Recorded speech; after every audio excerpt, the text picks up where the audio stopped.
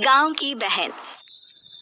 फूलमती काकी, अंजलि दीदी के लिए शहर से फोन आया है, जल्दी से भेजो दुकान पे, नहीं तो फोन कट जाएगा। हाँ हाँ बेटा, अभी भेजती हूँ।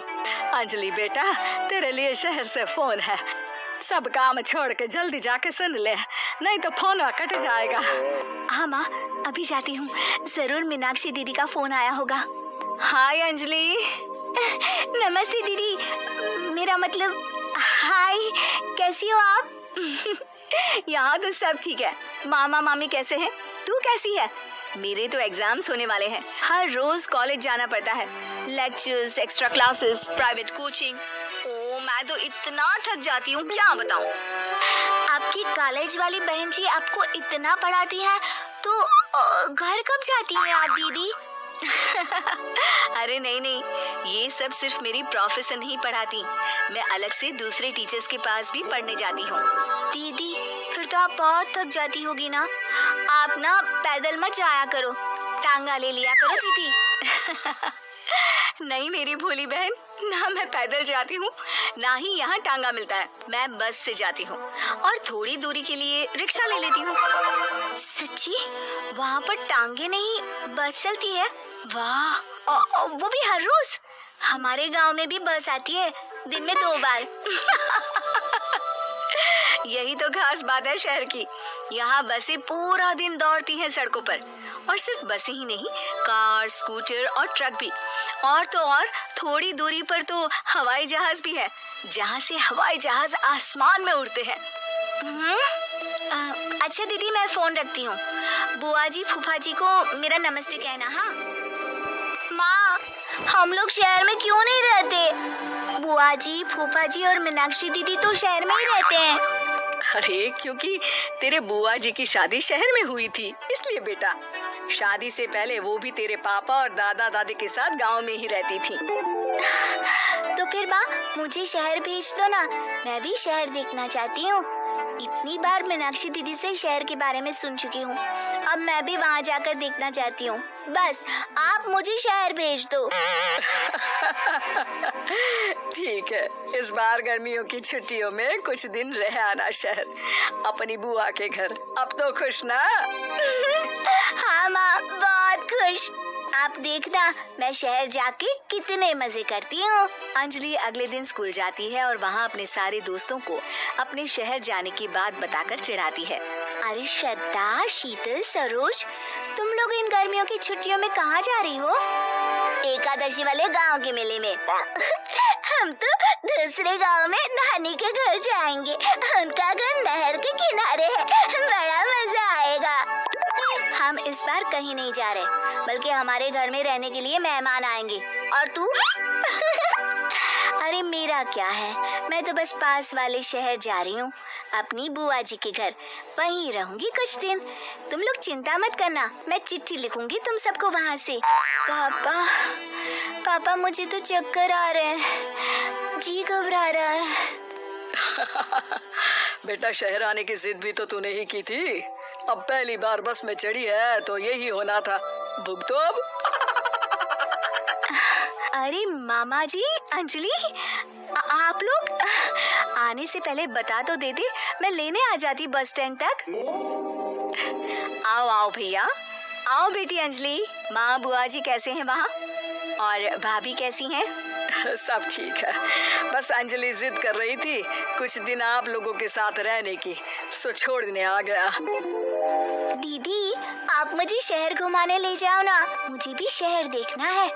हाँ हाँ, चल तैयार हो जा जल्दी से। अंजलि तैयार होने जाती है और कुछ देर बाद जब बाहर आती है तो अरे ये क्या कर दिया तूने? मार्केट तक ही तो जाना है, इतनी डार्क रेड लिपस्टिक, इतने बड़े बड़े झुमके और चूड़ियां और चेहरे पर इतना सारा पाउडर। मेरी बहन, ऐसे नहीं चलेगा, जा और ये सब हटा के आ। अरे कैसे, क्यों? मैंने शहर आने के लिए इतनी मेहनत से ये सब इकट्ठा किया था, और वैसे भी मैंने देखा है मोहल्ले की राधा काकी के टीवी पर एक फिल्म चल रही थी, उसमें हीरोइनें ना ऐसे ही तैयार होकर जाती है घूमने। सब पता है मुझे, मैं तो ऐसे ही जाऊंगी दीदी। अंजलि शहर की चकाचौंध को देखकर बहुत हैरान और खुश होती है। ऊंची ऊंची इमारतें, सड़क पर दौड़ती गाड़ियाँ, बड़ी बड़ी दुकानें, उसकी एक्साइटमेंट का ठिकाना नहीं था। दीदी, ये छोटा सा कमरा सड़क के किनारे क्यों रखा है? इसमें कौन रहता होगा? ये कमरा नहीं, पीसीओ है, पीसीओ। यहाँ पर लोग फोन करने आते हैं सिक्का डालकर। ओह, हमारे गांव में तो दुकान पे ही जाते हैं बात करने। अच्छा चल, तुझे रेस्टोरेंट में खाना खिलाने ले चलती हूँ। Excuse me, 2 plate noodles please and 2 Cola. Meenakshi को ऑर्डर प्लेस करते हुए अंजलि बहुत ध्यान से देखती है और थोड़ी ही देर में ऑर्डर लेकर वेटर आ जाता है और खाना टेबल पर रख देता है। अरे, ये लंबी लंबी सेवइयाँ खाते कैसे हैं दीदी? और इसके साथ कोई अचार, प्याज, मूली कुछ भी नहीं दिया, बस ये छोटा सा पेट खुजाने वाला दे दिया है। गांव में तो छोटे छोटे चावल ही होते हैं जो कि हाथ से ही खा लेती हूँ। अब इसे कैसे खाऊं दीदी?